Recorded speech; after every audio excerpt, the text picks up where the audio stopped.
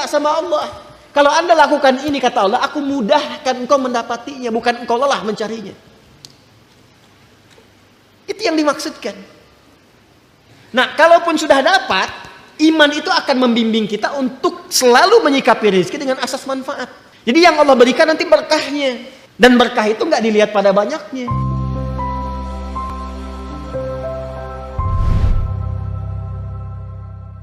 Di ayat ke-21 kita telah sempurnakan bahasannya dalam bentuk kasih dan sayang Allah Subhanahu wa taala. Allah berfirman, "Ya ayyuhan nasu a'budu rabbakumul ladzi khalaqakum walladzina min qablikum la'allakum tattaqun." Hei semua manusia tanpa kecuali, ayo kembali menjadi baik, kembali menjadi saleh. Kesolehan ini akan menghadirkan kebahagiaan dan kesenangan untuk hidupmu dunia akhirat. Maka jalan menuju itu adalah kembali kepada Allah dengan mengerjakan ibadah. Maka sembah Allah, kembali ibadah kepada Allah. Yang Allah Maha tahu jalan kebahagiaanmu itu dengan menciptamu. Karena Allah yang menciptamu, Allah tahu jalannya. Bahkan orang-orang sebelum engkau.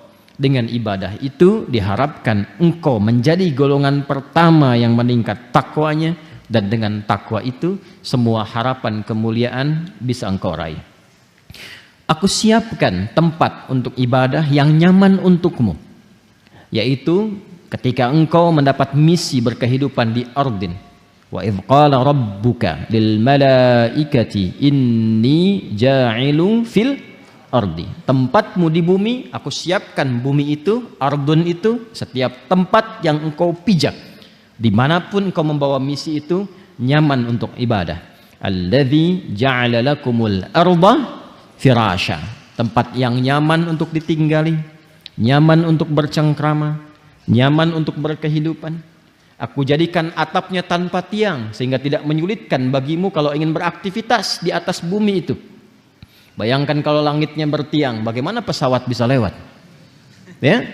Maka Allah jadikan langit tanpa tiang, bi ghairi amadin tarawunaha, dihiasi dengan bintang gemintang, asteroid, benda-benda langit yang menjadikan kita nyaman untuk menatap dan merisetnya serta mendekatkan diri kita kepada Allah Subhanahu wa taala. Lalu aku jadikan keterkaitan antara langit dan bumi memberikan support kehidupan untukmu. Seperti aku turunkan, kata Allah, air dari langit yang turun ke bumi, yang dengan air itu ada beragam tumbuhan dan bebuahan yang bisa engkau manfaatkan sebagai bekal ibadah kepadaku. Konsepnya untuk ibadah, ingat itu ya. Jadi kalau kita makan, sebetulnya tenaga yang dihasilkan dari makanan itu sejatinya untuk dipakai ibadah. Awas, hati-hati cara memahaminya. Jadi kita mencari sekarang pun kebutuhan untuk hidup itu bagi insan beriman tujuan akhirnya untuk ibadah. Beli pakaian itu bukan hanya untuk model. Ingat ya. Apalagi hanya untuk dipamerkan misalnya. Bagi insan beriman itu sudah melewati fase itu. Imannya selalu menuntun perilaku dia untuk melahirkan berbagai perbuatan yang punya nilai manfaat. Jadi kalau pakai pakaian ini manfaatnya apa? Ya, pakai alas kaki manfaatnya apa? Itu dasar pertama. Insan beriman itu tidak pernah berperilaku dan menggunakan apapun kecuali punya nilai manfaat. Itu dasarnya. Jadi kalau ingin makan, manfaatnya apa? Ingin beli sesuatu, manfaatnya apa? Bukan hanya memenuhi keinginan, tapi untuk melahirkan manfaat yang kiranya dengan itu ada maslahat untuk kehidupan kita. Nah, lewat level itu nanti manfaat itu ditarik lebih jauh ke urusan akhirat. Itu yang disebut dengan ibadah. Jembatannya disebut ibadah. Nah, kalau hanya masuk pada level manfaat di situ saja, itu manusia yang belum beriman pun bisa mendapati visi itu. Tapi bagi insan beriman tidak. Semua yang terkait dengan manfaat pun bukan hanya dunia, tapi tarik jauh sampai ke akhirat. Ini yang menjadikan iman kalau sudah bersanding dengan takwa, maka visinya sampai ke akhirat. Ini yang dimaksud dengan surah Al-Hasyr. Surah 59 ayat 18 itu. Ya ayyuhalladzina amanu taqullaha wal tanzur nafsum ma qaddamat lighad. Ghad di situ yang dimaksud akhirat. Hei semua orang beriman, tingkatkan takwamu kepada Allah dengan skema ibadah itu di semua kegiatan yang mungkin kita bisa lakukan. Dan kita harus punya visi, kata Allah, menyiapkan ibadah itu untuk persiapan akhirat. Besok kalau kita pulang, kan bahasa kita selalu begitu ya, besok kalau kamu pulang bagaimana? Ya kan? Nah, ini yang dimaksudkan orang beriman, insan beriman itu visinya mesti jauh. Makanya saya sering katakan kalimat ini, manusia itu kalau sudah beriman itu pasti cerdas. Karena berpikirnya selalu panjang dan selalu punya penataan untuk beraktivitas. Kalau kita mau lebih jujur lagi untuk belajar dengan benar, bahkan waktu sholat pun membimbing kita bagaimana cara kita beraktivitas. Contoh begini misalnya, waktu sholat pertama yang kita tunaikan namanya apa? Halo? Sholat tidak ini? Huh?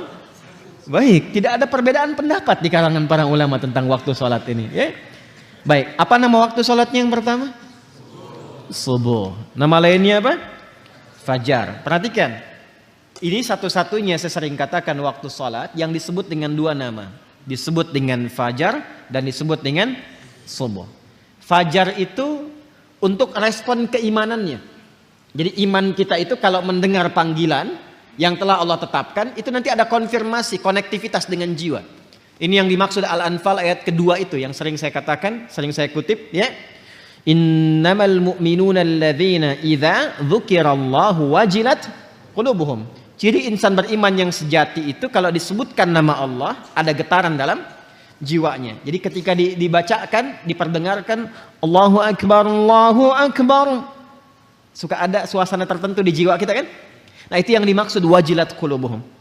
Nah, saat kita tidur, ya, saat kita tidur pada umumnya, lalu mendengar suara adzan, dalam keadaan tidur pun kan menghujam ya pada diri kita itu dan membawa kita untuk bangun kan? Pernah merasakan itu? Nah, pancaran dari tubuh kita yang merespon itu untuk bangun, itu namanya pancarannya fajar namanya. Jelas ya? Asalnya itu. Ya. Betul, kalau mengaitkan dengan konteks cahaya matahari, cahaya fajar yang membelah kegelapan malam, itu konteks fisikalnya. Tapi fajar itu bukan nama cahaya. Fajar itu asalnya pancaran positif terhadap sesuatu. Kalau cahayanya, ya, cahaya sinarnya disebut dengan dia namanya. Jamak dari kata dau. Ya, kalau yang memantulkan disebut dengan nur. Itu yang dimaksud Quran surah 10 Yunus ayat yang kelima. Huwallazi ja'ala syamsa dhiya'a wal qamara nura. Dialah Allah yang telah menjadikan matahari bercahaya, rembulan memantulkan cahaya. Ini cahayanya bukan fajar. Ya, pancaran yang disebut fajar itu pancaran yang membelah kegelapan sehingga menjadi terang sesuatu. Asalnya fajar itu setiap pancaran yang melahirkan kebaikan itu fajar. Jelas? Kalau melahirkan sesuatunya secara fisik, secara material, itu infajar namanya. Ya, berubah dari fajara jadi infajara. Masih ingat Nabi Musa mukjizatnya diantaranya apa? Tongkat kan? Ya, tongkat ya. Tongkat beliau kan ketika dipukulkan ke batu, ada 12 suku waktu itu meminta kepada Nabi Musa, mohonkan kepada Allah supaya keluar mata air. Tapi kami pengen 12. Pengen 12 supaya masing-masing dapat satu. Ya, jadi masya Allah tuh ya. Ya, alhamdulillah kita dikasih satu kan masih bisa berbagi ya. Ya, umat dulu itu pengen 12, nggak mau katanya. Setiap satu mesti mendapatkan satu. Maka Nabi Musa dengan izin Allah diperintahkan oleh Allah, ya, diperintahkan pukulkan tongkat kayumu ke batu itu. Itu ada di Al-Baqarah ayat 60 kisahnya. Ya, Quran surah 2 ayat 60, paling kanan di pertengahan. Wa idzistasqa Musa liqaumihi faqulna dhrib bi'asakal hajar. Ketika Musa memohon kepada Allah supaya ada mata air untuk kaumnya itu yang ada 12 suku, maka dengan keagunganku kata Allah, aku perintahkan pukulkan tongkatmu yang kayu ke batu itu. Karena tongkat Nabi Musa bagian dari mukjizat, walaupun kayu dipukulkan ke batu, batunya yang hancur. Maka fajarat infajar, bukan fajarat. Tuh, lihat diksi Al-Quran, begitu jelinya. Kalau bukan firman Allah mustahil begini. Ya, kita kalau ngaji bahasa Arab dan memperdalam, saya mempelajari bahasa Arab spesialisasi di situ untuk memahami bahasa Al-Quran. Dan dulu para ulama demikian, Al-Imam Asy-Syafi'i puluhan tahun belajar bahasa itu untuk memahami Al-Quran. Kemudian dipakai ke Quran, ke fikih dan sebagainya. Ya, walaupun awalnya aktif di bahasa, kemudian beralih ke fikih untuk memahami Quran dan hadis-hadis Nabi Muhammad SAW. Di sini fajarat, infajar, bukan fajarat. Fajarat min husnata asyrata aina, maka memancarlah 12 mata air. Itu infajar. Jadi kalau fajar itu pancarannya, kalau mengalirkan sesuatu yang fisikal disebut dengan infajar. Kenapa salat pertama disebut dengan fajar? Bukan hanya cahaya mentarinya yang membelah kegelapan malam, tapi saat itu ada respon dari tubuh kita yang positif. Merespon seruan dari Allah yang disampaikan atau dikumandangkan oleh muadzin. Jadi di hati kita itu ada dua pancaran. Pancaran keburukan dari provokasi setan disebut dengan fujur. Ya, pancaran kebaikan dari jiwa takwa disebut dengan fajar namanya. Ya, wa nafsi wa ma sawwaha fa alhamaha fujuraha wa taqwaha. Karena itu salatnya disebut salat fajar. Waktu saat cahaya matahari membelah kegelapan malam, dan di saat itulah hati kita merespon seruan keimanan tadi. Jelas? Itu yang dimaksud Quran surah ke-17 Al-Isra di ayat ke-78. Ya, di paling kiri sebelah pertengahan. Ya. Aqimis salata liduluki syamsi ila ghasaqil laili wa qur'anal fajr. Inna Qur'anal fajri kana masyhuda. Satu. Tapi dia juga disebut dengan sholat subuh. Ya, subuh. Subuh itu tidak disebutkan dalam bahasa Arab kecuali menunjuk pada awal mula aktivitas yang tertata. Jadi kalau kita ingin mengawali sesuatu yang tertata dengan baik, itu disebut subuh namanya. Karena itu alam saat mulai kita akan mengalami di waktu pagi, kan mulai aktivitas kan? Ya, matahari mulai terbit kan? Akan ditata aktivitas kan? Dengan teratur, Allah yang menatanya, Rabbul Alamin. Maka tataan awal alam pun itu disebut dengan subuh. Permulaannya disebut dengan tanafus. Kata dasarnya disebut dengan tanafas. Buka surah At-Takwir ayat 18. Was-subhi idza tanaffas. Paham? Ya, dan demi waktu subuh itu saat memulai aktivitas, pada saat itulah aktivitas masih ditata dengan baik, karena alam pun mulai menata aktivitas. Coba lihat, kalau kita keluar subuh, yang keluar karbon dioksida atau oksigen? Oksigen. Ya, burung mulai berkicau, ayam sebelumnya berkokok, semua memulai kan? Ya kan? Segala sesuatu yang tertata dengan baik, terukur, itu turunan kata dari kata asbah. Waktunya disebut dengan subuh. Makanya kalau orang Arab bertanya begini, kaifa asbahta ya akhi? Bagaimana kabarmu di pagi ini? Maksudnya bukan hanya nanya kabar, apa kabar baik, bukan. Yang dimaksudkan menunjuk pada keadaanmu telah siap beraktivitas saat ini. Salat pertama kenapa disebut dengan salat subuh? Untuk memberikan kesan insan beriman itu kalau bangun dari tidur, dia sudah punya rencana yang siap dieksekusi di hari itu. Makanya malamnya dicontohkan oleh Nabi istighfar untuk mengevaluasi kegiatan sebelumnya. Setelah itu, setelah dievaluasi, dimitigasi apa yang belum sempurna, besok apa. Itu yang dimaksudkan fa'idha faraghta fansab wa ila rabbika farghab. Direncanakan malamnya, kalau besok saya bangun, insya Allah saya eksekusi ini. Jadi sudah ada rencana. Makanya saat bangun itu, kita bawa rencana kita menghadap Allah, minta kepada Allah supaya apa yang kita rencanakan disetujui. Minta taufik, maka datang lewat sholat, terhubung dengan Allah, minta kepada Allah. Direspon seruan Allah lewat fajar, datang kita bawa rencana, minta dalam sujud. Mohon setelah sholat, ya Allah saya ingin mengerjakan ini seperti apa yang telah Engkau perintahkan.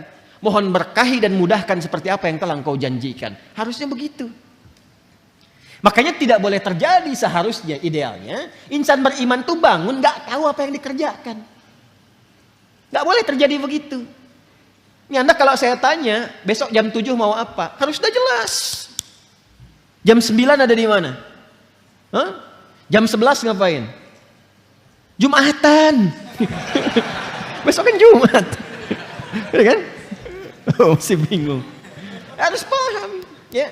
Di apa yang kita kerjakan itu, insan beriman itu harus jelas. Nanti ada lagi. Masuk zuhur beda lagi konsepnya. Ya. Zuhur itu apa artinya? Zuhara itu terang, baik, nampak semuanya. Kenapa nggak disebut nahar? Padahal siang itu bahasa Arabnya nahar. Itu ada rahasianya. Sampai dengan siang Anda beraktivitas, apakah sudah jelas punya nilai di hadapan Allah? Sudah jelas jadi ibadah enggak? Atau jangan-jangan berangkatnya gelap, sampai siang tuh cuma cari dunia aja. Anda dikasih waktu sampai siang, sampai jam 12 tuh, sampai terang. Terang dunianya, akhiratnya udah terang belum? Jadi ibadah enggak? Anda yang kuliah berangkat pagi tuh, ba'da subuh, sampai ke kampus. Jadi ibadah enggak tuh kuliah? Jadi di Islam itu semua punya makna. Tidak ada satu ibadah pun. Bahkan namanya yang tidak punya makna, itu tidak ada. Semua punya arti. Nah sekarang kalau kita kembali ke sini, kata Allah saya desain semuanya sempurna. Ajarannya jelas, maknanya jelas, tafsirnya jelas, contohnya dulu jelas, hasil dari pekerjaan itu pun jelas. Semua orang yang mengikuti petunjuk di era Nabi masuk Islam, dikerjakan semua petunjuk Nabi dengan benar, semua sukses. Tunjukkan pada saya siapa sahabat Nabi yang benar-benar sahabat yang gagal dalam hidupnya. Gak ada. Karena sahabat itu definisinya yang hidup di era Nabi, di masa Nabi, melihat Nabi, beriman pada Nabi sampai wafat. Hidup di masa Nabi, melihat Nabi, beriman pada Nabi sampai wafat. Cari siapapun orang yang memenuhi kriteria ini, kecuali mereka akan sukses di semua bidangnya. Siapapun itu. Nah sekarang semua contoh itu telah dikumpulkan. Qurannya ada, ini Anda pegang mushafnya. Hadisnya lengkap. Berapa banyak ulama sekarang mengumpulkan kitab hadis Al-Bukhari, Muslim, kitab Sunan Abu Daud, At-Tirmidzi, Musnad Imam Ahmad, Mu'jam At-Tabrani, ada semuanya. Ya. Kemudian miniatur sejarahnya ada di sirah. Anda bisa kumpulkan tokoh-tokohnya, ada yang perempuan sahabiat, ada yang laki-laki, pekerjaannya apa, yang pebisnis ada, diplomat ada, birokrat ada, panglima ada, levelnya tinggi. 12.000 sahabat Nabi, 38 panglima. Satu kemampuan panglimanya bisa menaklukkan Persia Romawi. Dan itu dibikin bab sendiri tuh. Ya, kalau kita ngaji itu dapat itu. Nah, maka ketika semua sudah disiapkan kata Allah, perhatikan, ini yang paling indah. Ini yang mau saya sempurnakan. Wa anzala minas samai ma'an fa akhraja bihi minats thamarati rizqan lakum. Saya ingin sempurnakan kalimat dari tafsir rizqan lakum. Semua itu kata Allah, desain yang aku siapkan, kenyamanan untukmu, ketenangan untukmu, langit yang indah itu, beragam buah-buahan yang kau nikmati untuk ibadah itu, rizqan lakum. Adalah rizki untuk kalian. Apa itu rizki? Ini ya kalau kita memahami ayat Quran secara benar, maka tidak ada satupun kalimat yang keluar di lisan kita kecuali fabi ayyi ala'i rabbikuma tukadziban. Semua yang Allah kasih itu untuk kebahagiaan kita, untuk kenikmatan kita, kebahagiaan kita, ketenangan kita, bahkan semua untuk kita. Ibadah pun balik ke kita. Kenyamanan, ketenangan, bahkan ketika diciptakan pun kata Allah itu rezeki buat kamu. Jadi sebenarnya nggak ada beban dari Allah itu untuk kita, nggak ada beban. Ketika diberikan ujian pun itu jawaban dari harapan kita. Kan kadang kita meminta sesuatu kan, lalu Allah berikan jalan pintunya. Nah pintu itu yang kita lewati itu. Tapi kalau buka pintu, maaf, itu ada pintu di sana, saya di sini. Mungkin nggak saya keluar dari masjid kalau nggak saya lewat situ. Itu ada pintu di sana, saya ada di sini. Saya ingin keluar dari masjid ini. Mungkin nggak saya bisa keluar kalau saya nggak jalan ke situ? Nggak mungkin. Mungkin nggak saya keluar kalau pintunya nggak dibuka? Nggak mungkin. Karena itu ketika kita berharap sesuatu, Allah berikan jalan. Untuk meniti jalan itu ada ikhtiar. Itulah yang sering kita namakan dengan ujian. Itu yang Allah istilahkan di Quran dinamakan dengan bala, ibtila. Ya, wala nabluwannakum bisyai. Dan itu pun nggak akan pernah kita diberikan jalan itu kecuali kita mampu. Kalau nggak mampu nggak dikasih. La yukallifullahu nafsan illa wus'aha. Jadi kalau kitanya nggak mampu nggak akan dikasih. Jadi yang sering kita sebut dengan ujian itu, cara memahaminya bukan hambatan, bukan beban. Itu jawaban dari keinginan kita. Sebab kalau Anda nggak minta nggak akan dikasih. Kalau bukan untuk maslahat nggak akan diujikan. Itu pun kita mampu gitu. Itu indahnya. Maka di sini Allah katakan rizqan lakum. Rizki itu ma yuntafa'u bihi atau ma yantafi'u bihi al-'abdu. Segala yang bisa dimanfaatkan. Saya ulangi, rizki itu definisi asalnya segala yang bisa dimanfaatkan. Pada awalnya segala yang bermanfaat. Ya. Jadi kita belum bicara tentang bagaimana cara meraihnya. Pelan-pelan. Jadi asalnya semua yang kita bisa manfaatkan yang telah Allah siapkan itu disebut dengan rizki nama umumnya. Paham? Baik. Kalau gitu saya namanya rizki bisa dimanfaatkan. Sudah, tahan sebentar. Pertama, sudah kita definisikan segala yang bermanfaat atau bisa kita manfaatkan. Lalu apa wujudnya? Dan bagaimana cara mendapatkannya? Saya akan turunkan beberapa ayat agar mudah kita memahaminya. Nanti kalau sudah masuk ke ayat itu, barangkali kita tidak akan urai lagi atau kita hanya ingatkan dengan singkat. Pertama, hukum rizki, Allah telah tetapkan aturannya. Saya ulang, hukum rizki, Allah telah tetapkan aturannya sebagai berikut. 1.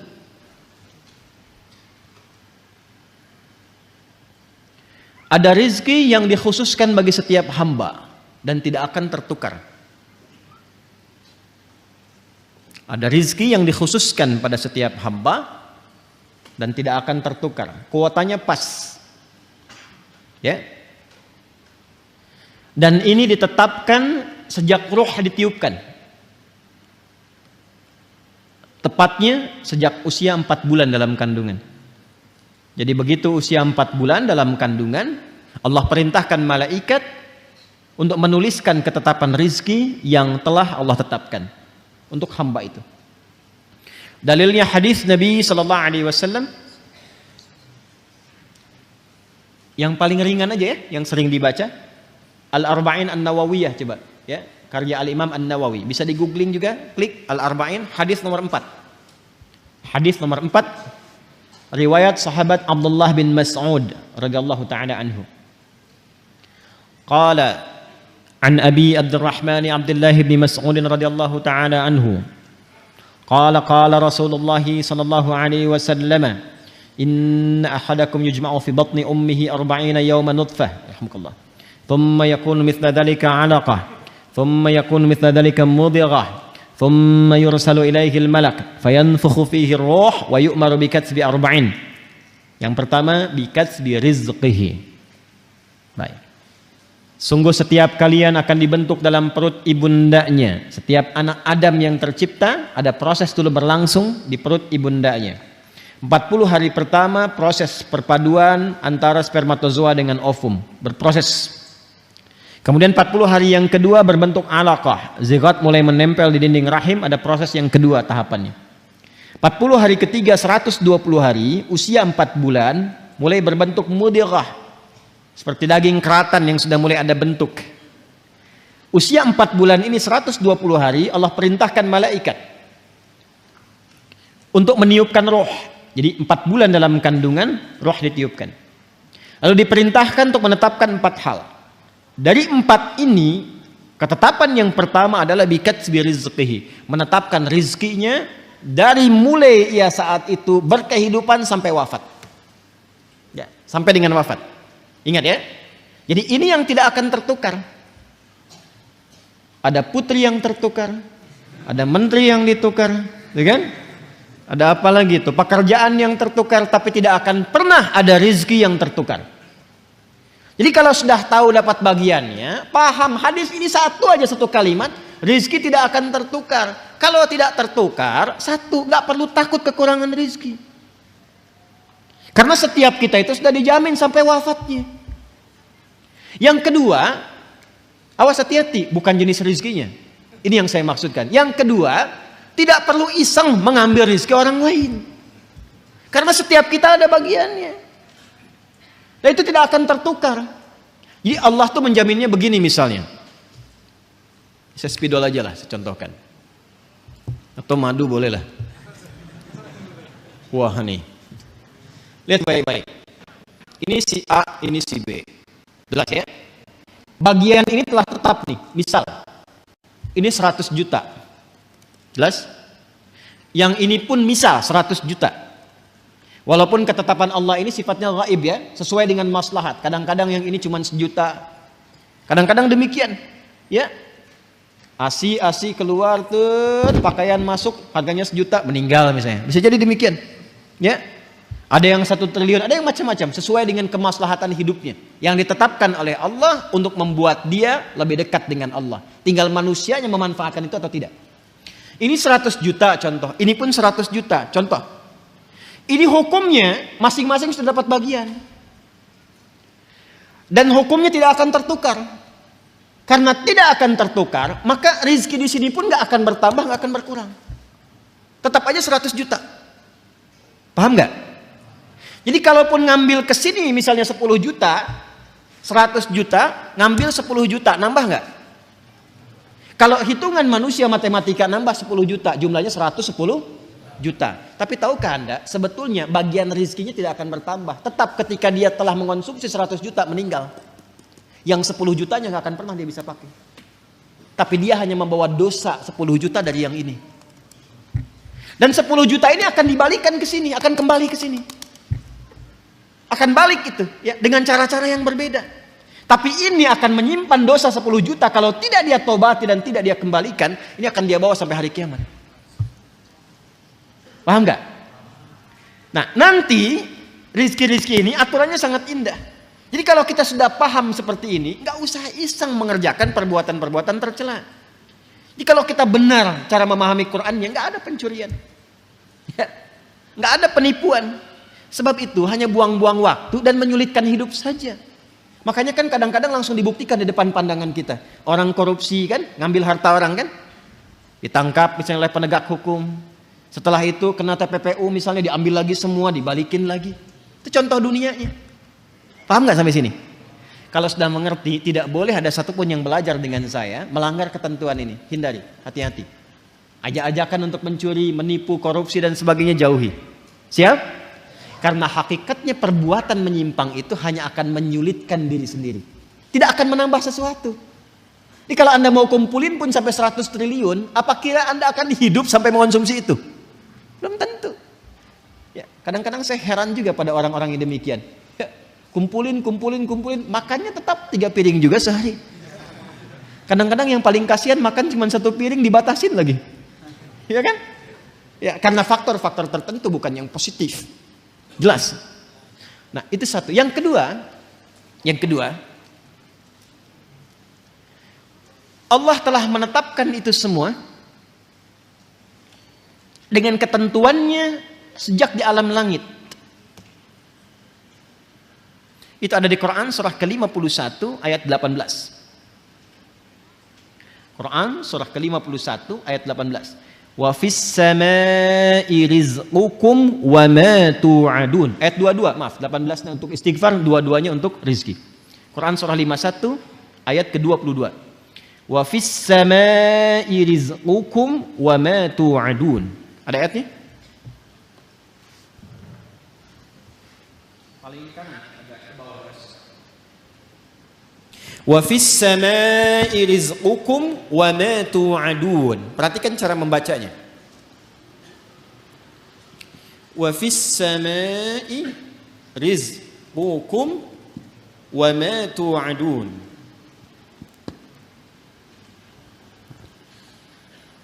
Dan di langit itu rizqukum telah ditetapkan rizki kalian. Allah telah tetapkan bahkan sebelum kita terlahir. Paham? Yang tadi saya sampaikan. Wa ma tu'adun, dan segala yang dijanjikan. Maksudnya apa? Terkait dengan rezeki ini pun, ini pasti Allah janjikan ketika engkau pun dalam kandungan sampai terlahir, tu'adun, dijanjikan oleh Allah akan diberikan sesuai dengan batas hidupnya. Batas hidup itu yang disebut dengan ajal namanya. Ingat ya? Batasnya disebut apa? Ajal. Ingat, ada umur, ada ajal, itu berbeda. Batasnya disebut dengan ajal. Karena itu dalam hadis tadi antara rizki dengan ajal itu beriringan. Bikatbi rizqihi wa ajalihi. Allah memerintahkan malaikat sejak anak berusia 4 bulan dalam kandungan ibundanya ditetapkan rizki yang bersamaan dengan waktu berkehidupannya, ajalnya.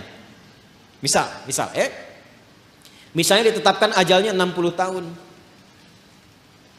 Maka rizki yang Allah tetapkan pun ditetapkan untuk kebutuhan selama 60 tahun ini sampai wafat.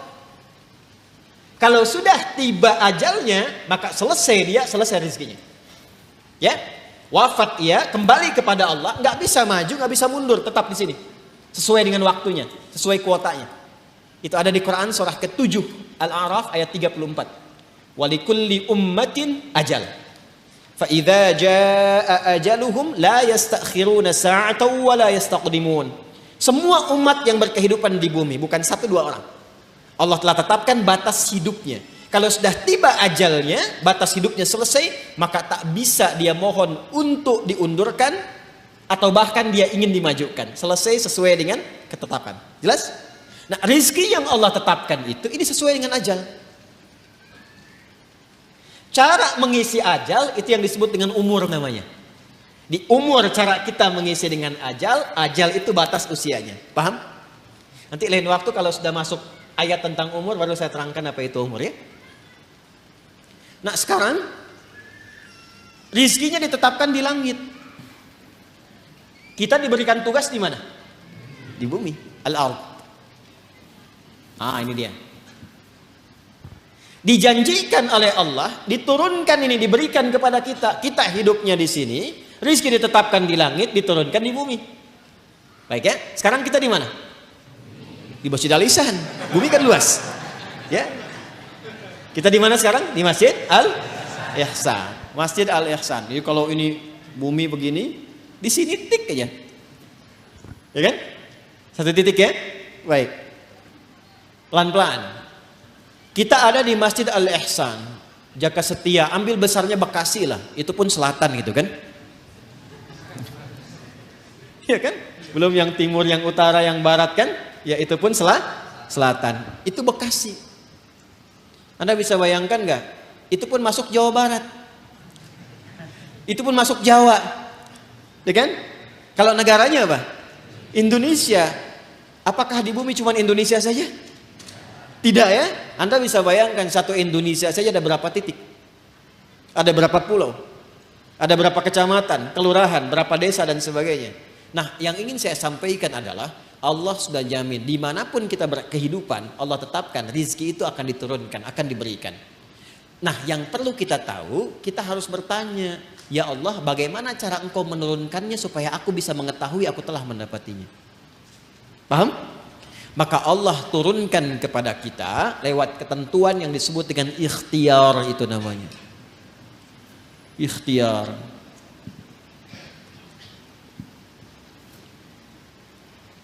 Maka turunlah Quran surah ke-2 Al-Baqarah ayat 168.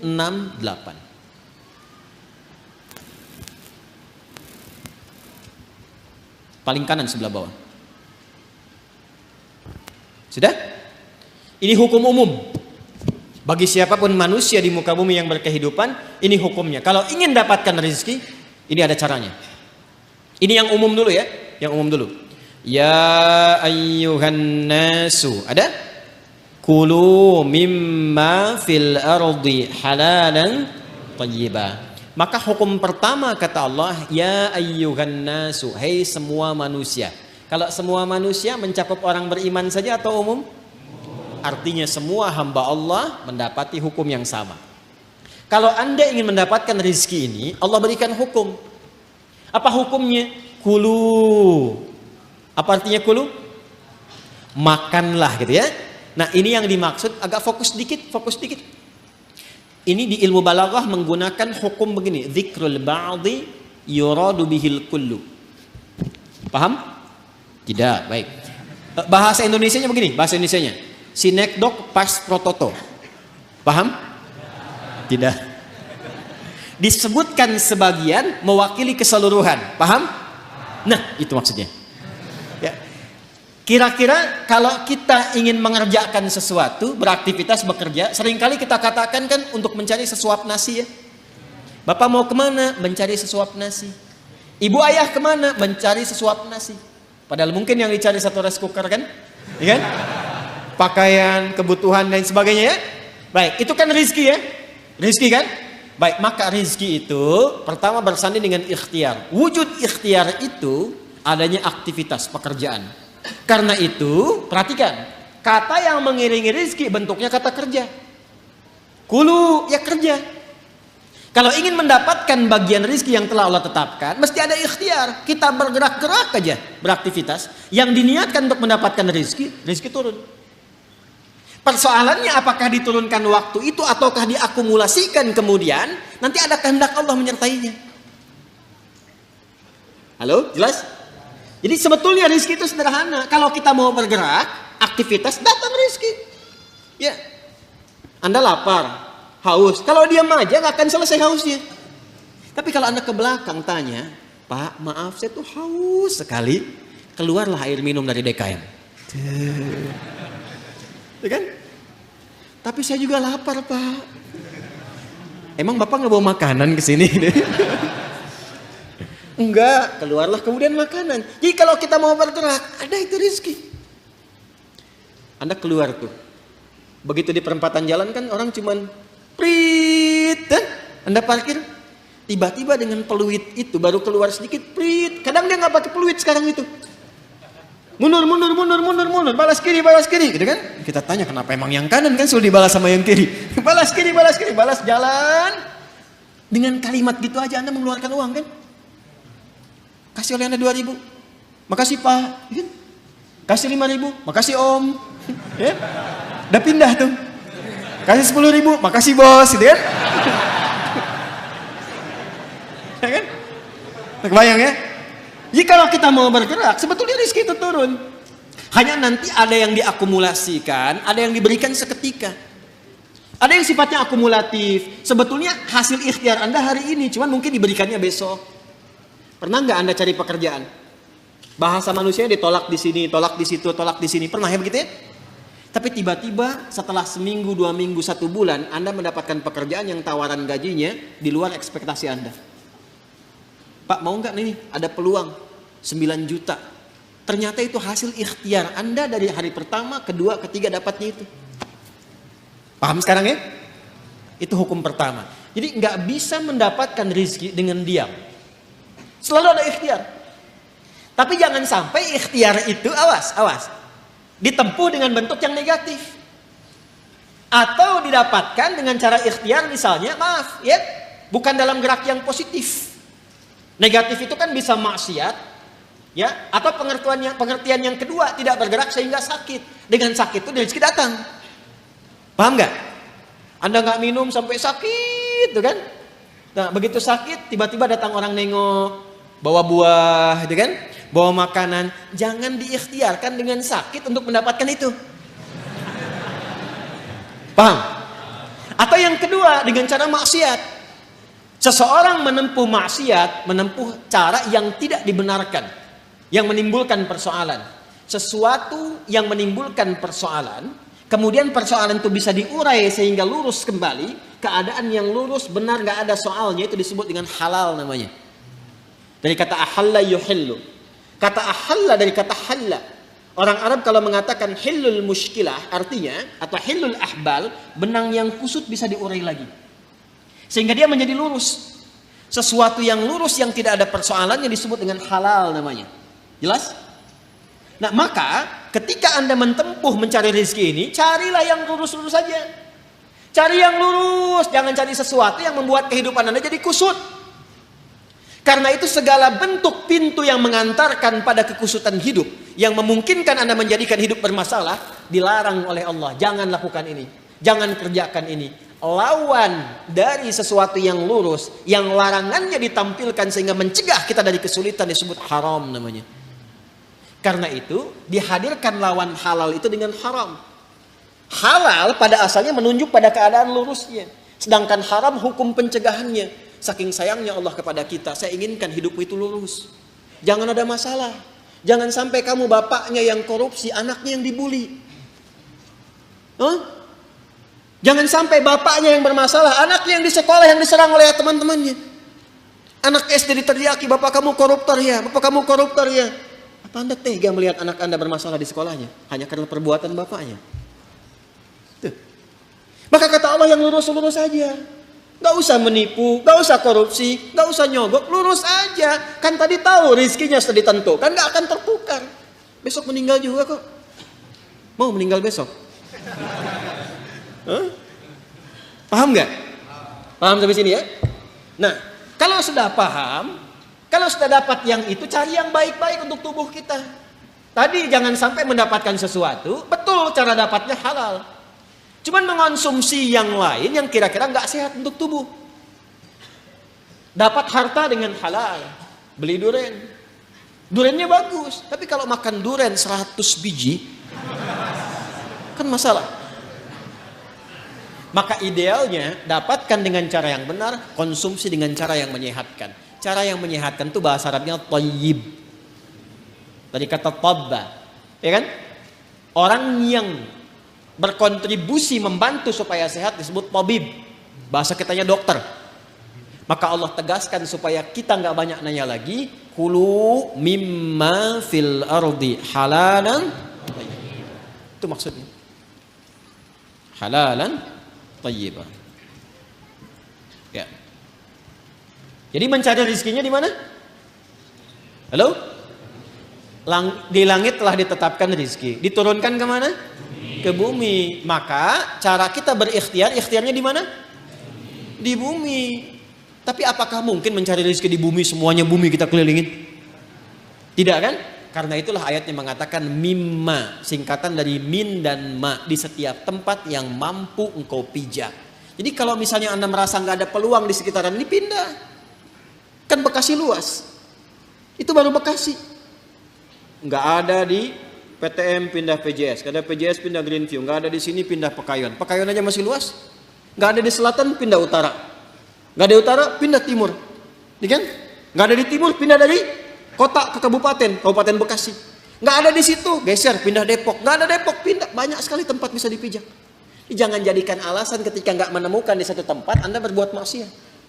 Bukan Anda di sana maksudnya ya, ini contoh aja umum. Jangan jadi alasan kalau Anda tidak mendapatkan di satu tempat, jangan jadikan pijakan itu untuk berbuat maksiat. Aduh, udah sekarang susah Ustaz jadi yang halal, itu aja yang haram susah.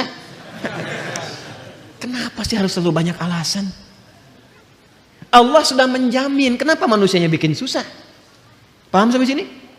Jelas ya? Nah, ini bagian yang pertama, ini hukum umum. Jadi kalau ingin mendapatkan rezeki, ingin mendapatkan kesuksesan dalam konteks berkehidupan, maka silahkan beraktivitas, silahkan bekerja, silahkan semangat, dan iringi pengetahuan untuk menambah itu, menambah kuantitas dan kualitasnya. Biasanya nanti persamaannya semakin tinggi ilmunya, semakin juga cepat mendapatkan rezekinya. Makanya S1 dengan S2 beda kan? Dari salarinya saja kan? S2 dengan S3 beda kan? Ya kan? Nah, maka kalau ingin tingkatkan silahkan ada skema pengetahuan, ada skema rajin untuk beraktivitas. Semakin Anda menguatkan diri, semakin rajin, semakin kuat, semakin banyak bisa didapatkan. Jadi kalau masalah rezeki, yang teori pertama hukum umum tidak dikorelasikan dulu dengan iman. Jadi di sini tidak bisa Anda berkata begini, ya Allah, aku sudah beriman, kenapa dia kaya aku tidak? Padahal dia nggak beriman. Allah balik nanya, kamu kerja nggak Joni? Kan aku udah bikin hukum, dia memang belum beriman, tapi dia lihat tuh keluarnya kapan, kerjanya bagaimana. Kamu belajar 2 jam, dia 8 jam. Ya kan? Dia punya kreativitas, punya inovasi. Kamu cuma lihat, manfaatkan, kerja begini, kamu ketinggalan. Kalau kamu mau seperti itu, ya kamu taikan tenaganya, ekstra, tambahkan, dan seterusnya. Kan F1 sama dengan F2 kan? Gaya gerak sama dengan gaya dorong. Apa yang didapatkan itu yang keluar, gitu kan? Dan seterusnya. Nanti banyak kalau fisika bisa kita turunkan lagi. Ada hambatannya, ada macam-macamnya, ada tantangannya. Hukum Pascalnya kan apa? F sama dengan P kan? Gaya berbanding lurus dengan tekanan kan? Ya kan? Jadi kalau Anda bergaya ingin tampil, ingin keluar, akan selalu ada tantangan-tantangan di depan. Dan semakin banyak gaya, semakin banyak tantangan. Ya kan? Semakin banyak gaya, semakin banyak tantangan. Semakin ingin bergaya, semakin banyak tekanan. Kan F berbanding lurus dengan P. Belajar fisika ya? Baik. Nah, itu hukum pertama. Dua, Ustaz. Ya Allah, kami beriman. Apa manfaat iman kami untuk rizki kami? Ini mahal ini informasinya. Karena dari Quran langsung. Apa manfaat iman kami untuk rizki kami? Maka bagi insan beriman dipindahkan oleh Allah ayatnya dari hukum umum ke hukum khusus. Pertanyaannya sampai malam ini waktu Indonesia bagian barat ini dari Bekasi, kita semua, kita udah masuk ke hukum ini belum? Pertanyaannya begini, kita beriman tidak? Beriman. Sekarang Allah turunkan hukum khusus bagi insan beriman yang tidak berlaku umum. Kalau kita ikuti, maka terjawab pertanyaan kita, ya Allah, apa manfaat iman kami kepadamu yang hubungannya dengan rizki? Ya, dampak iman kami terhadap rizki apa? Maka diturunkanlah ayat 172 di surah Al-Baqarah itu. Yang tadi 168 sekarang pindah ke 172. Paling kiri agak ke atas sedikit ya. Maka yang tadi ya ayyuhan nasu, yang ini ya ayyuhalladzina amanu. Sudah beda ya? Yang Al-Baqarah 168 ya ayyuhan nas. Al-Baqarah 172 ya ayyuhalladzina amanu. Jelas? Hei semua yang telah menyatakan dirinya beriman. Kulu tetap sama dulu. Ikhtiarnya sama. Jadi bukan berarti sudah beriman gak ada ikhtiar. Tetap kamu pun kalau sudah beriman tetap hukum ikhtiar berlaku kata Allah. Yang gak bisa, ya Allah, asyhadu an la ilaha illallah, asyhadu anna Muhammadar Rasulullah. Jatuh emas 10 kilo dari langit, boom. Gak begitu. Tetap ikhtiar, kulu kerja juga. Tapi perhatikan cara bekerjanya insan beriman. Ini yang ingin saya maksudkan. Dan ini bukan sesuatu yang menghasilkan keluhan. Jadi kalau kita sudah mengerti dan benar-benar beriman, ikuti ayat ini, perhatikan jaminannya. Kulu min thayyibati ma razaqnakum. Fokus ke sini. Al-Baqarah ayat 168, kulu dengan ya ayyuhan nasu kulu mimma fil ard. Halalan thayyibah, halalan thayyibah. Ya ayyuhan nas. Al-Baqarah 172. Ya ayyuhalladzina amanu. Nah, saya highlight ya. Yang ini ya ayyuhan nas, manusia, hukum umum, ini sifatnya universal. Yang ini ya ayyuhalladzina amanu, spesifik untuk insan beriman. Yang ini kulu mimma fil ardi. Yang ini kulu min thayyibati ma razaqnakum. Insyaallah. Fokus baik-baik. Pada hukum umum ya ayyuhan nasu kulu mimma fil ardi, hukum ikhtiarnya dibuat oleh Allah Subhanahu wa taala dengan hukum umum yang rizkinya akan turun berdasarkan dengan kerasnya ikhtiar. Semakin tinggi ilmunya, semakin banyak kerjanya, semakin juga berbanding lurus dengan rizki atau kuantitas rizki yang didapatkan. Jadi kalau kerjanya makin keras, ya kan? Makin kuat, makin disiplin, makin banyak waktunya, maka demikianlah kuantitas rizki makin datang, makin banyak, makin banyak, makin banyak. Bagi insan beriman, Allah rubah hukumnya. Perhatikan, kulu min thayyibati, dihapuskan kalimat mimma fil ardinya. Ini asalnya begini bunyinya, min, ma. Kulu silahkan kerja, aktivitas ikhtiar. Mimma fil ardi, di setiap tempat yang kamu bisa jejak di bumi. Gak ada di sini, pindah sini, pindah sini, pindah sini, mencari. Ya kan? Bagi insan beriman yang benar imannya, oleh Allah dihilangkan kalimat ininya, maksudnya tidak digunakan kalimat ini. Kulu langsung pindah ke sini. Kata thayyibnya dijamakkan berbentuk thayyibat. Dibuang halalnya, dimunculkan kata thayyibnya dalam bentuk jamak. Kulu min thayyibati ma razaqnakum. Dan yang paling dahsyat, diganti kata mimma fil ardi dengan kalimat ma razaqnakum. Perhatikan cara menerjemahkannya. Kalau kita baca Quran, bacanya begini, ya ayyuhalladzina amanu kulu min thayyibati ma razaqnakum. Tapi kalau kita terjemahkan, cara membacanya begini. Hai semua insan beriman, ma razaqnakum, telah banyak aku siapkan. Dengan keagunganku aku telah siapkan rizki untukmu. Jelas? Paham gak sampai sini? Nah, bagaimana cara mendapatinya? Maka mencarilah, berikhtiarlah untuk mendapatkan aku yang telah siapkan itu, yang telah aku siapkan itu dengan imanmu. Bagaimana ya Allah cara mencari rezeki dengan iman? Pertama, Allah buang pada bagian kedua kata halal yang gak disebutkan. Yang ini halalan thayyibah, yang ini dibuang kata halalnya. Tidak ditemukan kata halal. Ya ayyuhalladzina amanu kulu min thayyibati, halalnya kemana? Kenapa dibuang kata halal? Karena bagi insan beriman itu, imannya sudah otomatis membimbing ia pada segala yang halal. Pengertiannya apa? Pengertiannya, setiap insan beriman itu mustahil mencari yang haram. Jadi kalau kita insan beriman selalu terpikir mencari yang halal, itu rezekinya Allah akan dekatkan kepada kita. Sehingga tidak lelah mencarinya. Itu maksudnya. Jadi sekarang kalau mau kerja, kalau mau cari apapun, yang dibayangkan pertama kali jangan sulitnya dulu. Jangan capeknya. Jangan jauhnya, yang dibayangkan halalnya.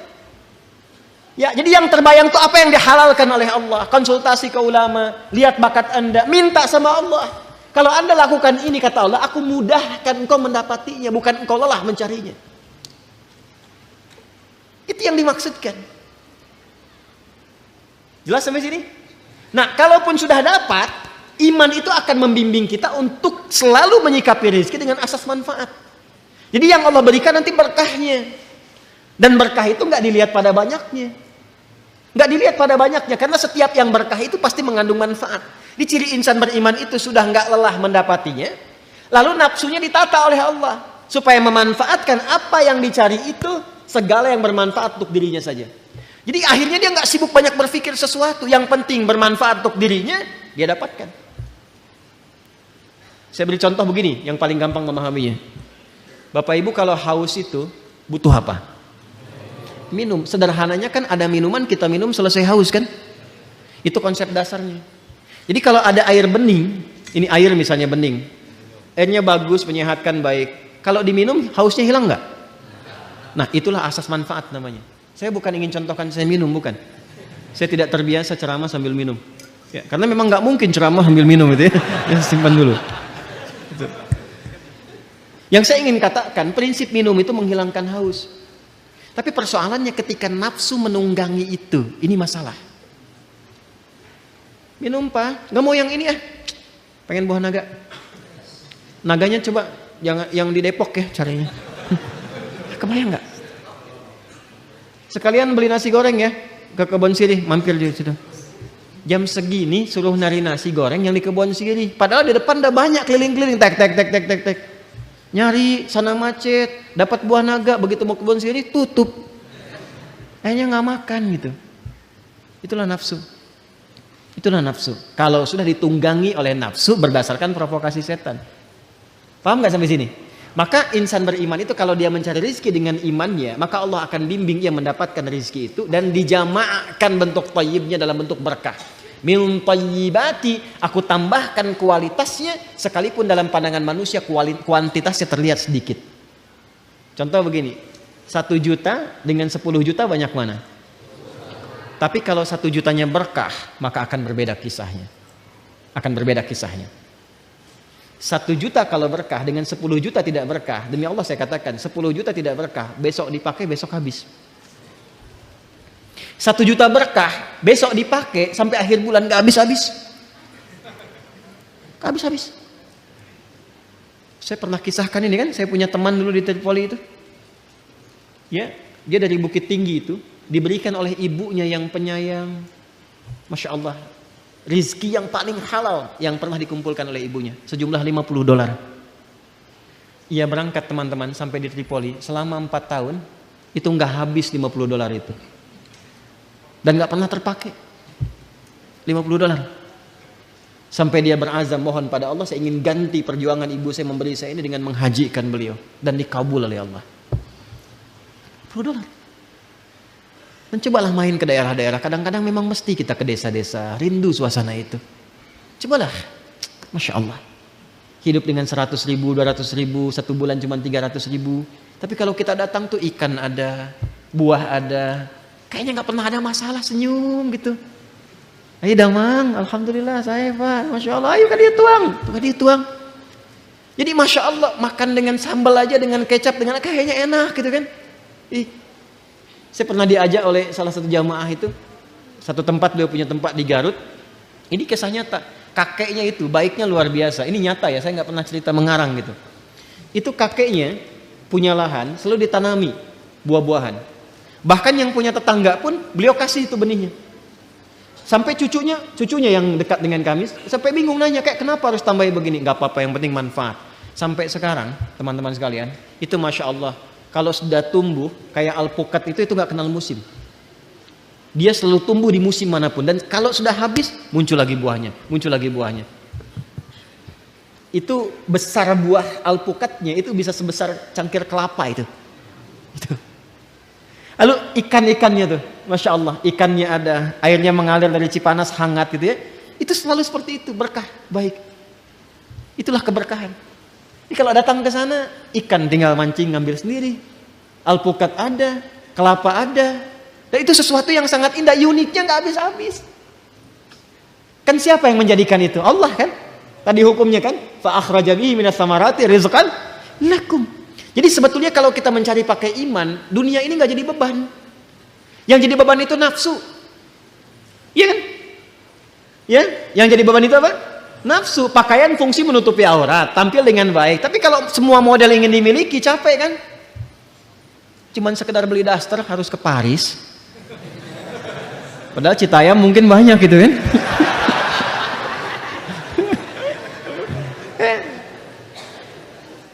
Beli tas, ya, beli sepatu, Cibaduyut banyak gitu. Jauh-jauh ke Amerika, begitu pulang lihat made in Cibaduyut. Ya, saya tidak mengatakan harus tidak boleh kesini kesana, bukan. Yang ingin saya katakan adalah kadang-kadang kita harus menempatkan diri, apa yang kita butuhkan itu ini konsumsi. Kalau cuma memenuhi nafsu jadi beban nantinya. Jelas gak? Nah, jadi kalau kita mencari dengan iman, yang pertama dilakukan adalah kita mendekat kepada Allah, lalu Allah akan mendekatkan rizkinya kepada kita sehingga membuat rizki itu mudah didapatkan, bukan kita lelah mencarinya. Jelas? Yang kedua, insan beriman selalu berpikir mencari yang halal dan menjauhi segala yang tidak disukai oleh Allah Subhanahu wa taala. Riba jauhkan. Tipu menipu, sogok menyogok jauhkan. Maka ketika itu dijauhkan, keberkahan yang Allah berikan.